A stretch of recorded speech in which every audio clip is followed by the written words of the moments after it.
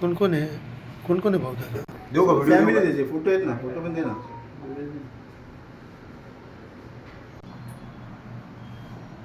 हां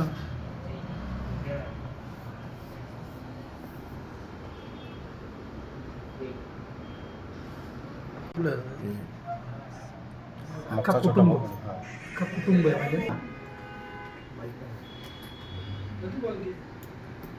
हे मोदी लैंगिक नाही हे त्याची शक्यता. हा जो आरोपी आहे त्याच्यावरती अनेक गुन्हे दाखल असताना त्याला भाजपचे माजी आमदार सोडवायचे, त्याला कोणत्याही प्रकारचं भय राहिलं नव्हतं, सर्रास त्याला मदत मिळायची. जर त्यावेळेस त्याला सोडवलं नसतं तर आता या मुलीवरती परिस्थिती आली नसती. आज त्याला फाशी किंवा एन्काउंटर हे होणं हे संशयास्पद आहे. जोपर्यंत त्याला फाशी किंवा एन्काउंटर होत नाही तोपर्यंत आम्ही शांत बसणार नाही, कल्याणपूर्वीची जनता शांत बसणार नाही.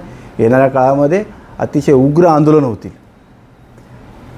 मला या ठिकाणी एवढंच म्हणायचं, मी वेळोवेळी गेल्या 3 ते 4 वर्षापासून पाठपुरावा करतो आहे की या ठिकाणी पोलीस बळ कमी आहे, पोलिसांची संख्याबळ कमी आहे, बीट मार्शल कमी फिरत आहेत.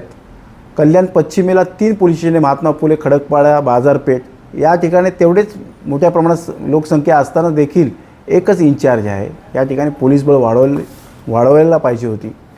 आत्तासुद्धा वेळ गेली नाही, इथे पोलीस बळ वाढवलं पाहिजे.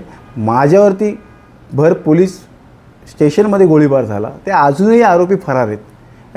याला कोण देतो आहे, यांना आसरा कोण देतो आहे? भाजपाने या ठिकाणी गुंडशाही वाढवण्याचं काम केलं आहे, माझा असा आरोप आहे. कशावरनं तुम्ही? आपल्याला मी पुरावे देतो आहे, ते पुरावे आपण जनतेसमोर दाखवा. जो आरोपी या गुन्ह्यामध्ये आहे तो भाजपचे त्यांचं पूर्ण कुटुंब काम करत होतं. या इलेक्शनपासून पहिल्यापासून ते भाजपाच्यामध्ये सक्रिय आहेत. तर अशा व्यक्तीला भाजपने जर मुख्यमंत्र्यांनी जर आज पाऊल उचललं नाही तर येणाऱ्या काळामध्ये आम्ही उग्र आंदोलनं करू. जोपर्यंत त्याला फाशी किंवा एन्काउंटर होत नाही तोपर्यंत कल्याणपूरची जनता शांत बसणार नाही.